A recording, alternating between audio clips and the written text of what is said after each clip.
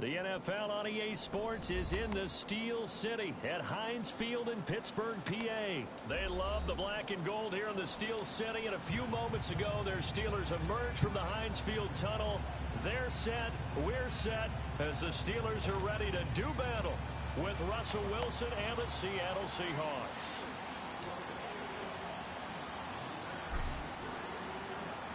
Set now to kick this one away, and off it goes.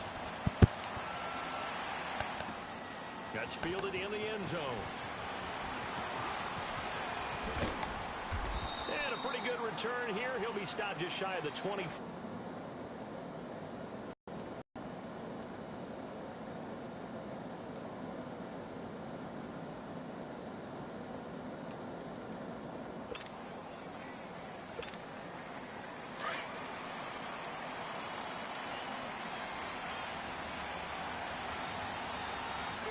Seahawks, I ain't know what the fuck I was playing. This is the Oklahoma State alum, Chris Carson. And he stopped immediately there.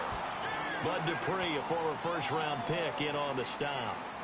Another scouting report on him is that he doesn't possess the eye discipline to be an elite linebacker. And what that means is his ability to read, react, and make a play. But on that one, he looked like one of those guys.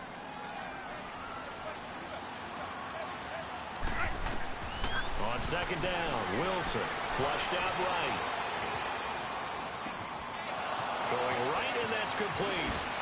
And now running right through it. A big play that time for the Seahawks. 45 yards. Looked like the defense put pretty good pressure on him, but he's able to flush out to his right to try and evade people. On the run, had to get on his horse. Still accurately throws a nice pass for a first down.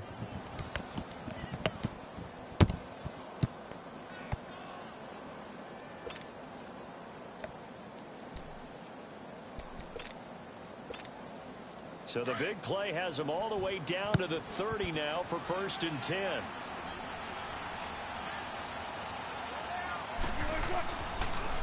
They'll toss it out to Carson.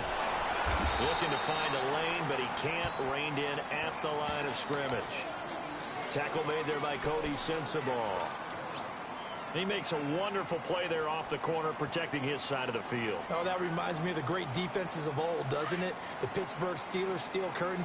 They would not let you get on the field if you could only do one thing. You had to be a complete guy, and you had to be able to tackle. Now, I know I've said this before, but you know I wasn't a lot. And he's going to be taken down here. A sack back at the 32. Stephon Tuitt, the former Notre Dame man, able to collapse the pocket and drop him for a loss of a yard. On third down, Wilson flush to his right. And this is going to be incomplete. Didn't have a receiver open downfield, and as it turned out, couldn't even find his outlet man because of the coverage. It was way too tight, unable to find anyone open.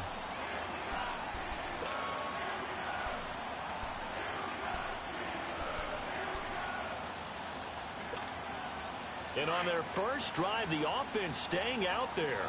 They're going to go for it on 4th. They'll try and throw for it with Wilson. Dancing to his left. This motherfucker, dude. Side, and it's complete. Fucking, I gotta turn this up. For a Seattle touchdown. Will Dissly, 31 yards. And the Seahawks have taken a first quarter lead.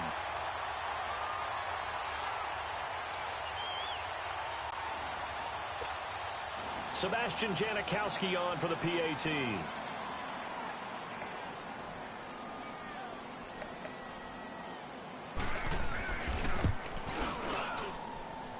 Janikowski good with the extra point, and that makes the score 7-0.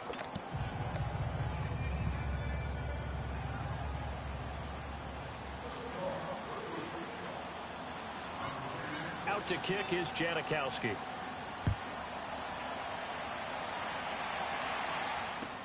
That'll be taken in the end zone.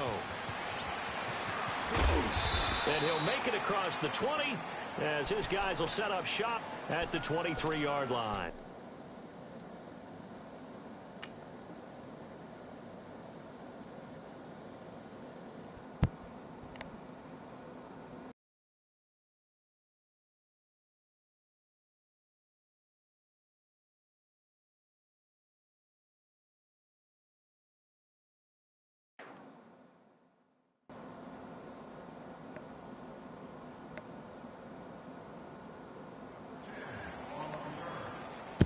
There we go.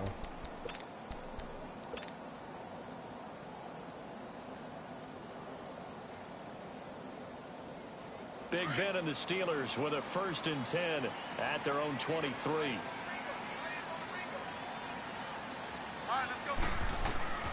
Now it's Roethlisberger. Now they set up the screen. That's complete. And they get him down, but not before he takes it across the 40-yard line. This drive starting off on the right foot, 18 yards. I like the screen being called here early in the game, especially on the opening drive, because, Brandon, when guys come out of the locker room, especially those pass rushers, they are so amped up to get to the quarterback that you can use that against them, and a screen pass is a great way of doing it. A lot of teams against good pass rushing teams, they want to run the screen 10 to 12 times in a game. And he'll push this forward only to about the 42-yard line. Making the stop that time, Bobby Wagner.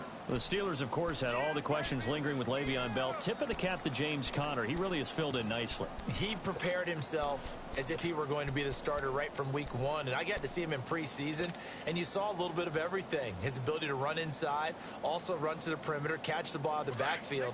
And how about his season opener against Cleveland? They didn't win the game, but he played awfully well, 135 yards rushing, and he helped close out a big win at Tampa Bay in Week 3 on Monday Night Football with some nice runs down the stretch. And he fires one that's intercepted. Trey Flowers picks it, and a big turnover there as his guys will get the football back. Well, they didn't exactly show patience there, did they? Just down a score, they come out firing right away and compound things by throwing an interception. They put their defense in a really tough spot. Charles, the Seattle Seahawks, they were 8-5 going into a Week 15 game against the 49ers, a team that they had beaten 10 straight times, and then they lose that game surprisingly 26-23, and as they tried to carry momentum toward the playoffs, I was surprised at that outcome. I was beyond surprised. I thought that game was pretty much a lock because of the momentum Seattle was bringing in, the level of play that they were bringing, and you're taking out a team in San Francisco who's on their 3rd quarterback. Although that young man, Nick Mullins, has acquitted himself quite well. But now, Seattle's got to sweat it out a little bit. The last couple weeks of the season, trying to get one of the 2 remaining wild card spots. Get the fuck out of here with this fucking shit, They've got Kansas City in a primetime game before they end up in their last game of the season. Corny, so bro. Look out for Seattle, but at the same time, they've got some work to do. From the 32 now, here's 1st and 10.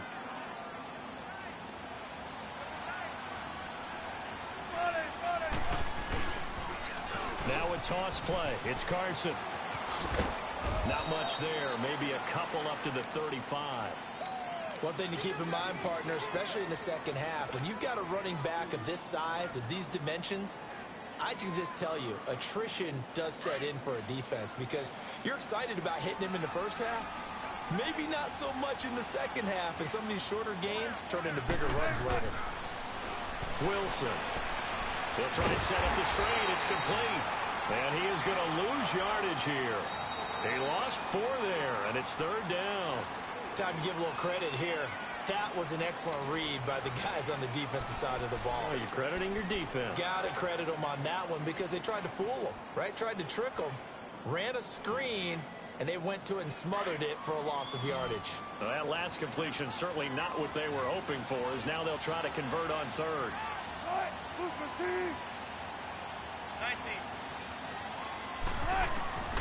From the gun, it's Wilson. He finds his man, Baldwin. And he's going to get this all the way down inside the 35. They give him a gain of 37. Well, partner, I'm not sure how this drive's going to end, but how about the way they flip field position there? A nice attacking play. They picked up a heck of a chunk of yardage. So the big play changes the complexion of things. Here's 1st and 10 just outside the 30. Now they'll run it on the toss. And he will cross the 30 down to the 29-yard line. It's Big Vince Williams who made the tackle. When we see those runs to the perimeter, when we see those runs to the edge, we think about big breakers, don't we? In this case, it was a modest gain, but it does open up possibilities here on 2nd down. Under 4 to go now as the clock runs and they come up on 2nd down. Now it's Carson. And he'll fall forward to the 29-yard line. Just a 1-yard pickup there, and it's going to make it 3rd down at 6. That didn't appear to be a run blitz. He just darted in once he saw the run develop. That appeared to be a case of see ball, get ball.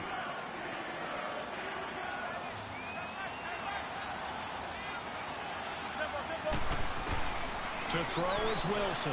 To throw on third down. Now he'll dump it underneath to his running back, complete. And taking it to the 15-yard line before he's brought down. A gain of 13 and also a first down.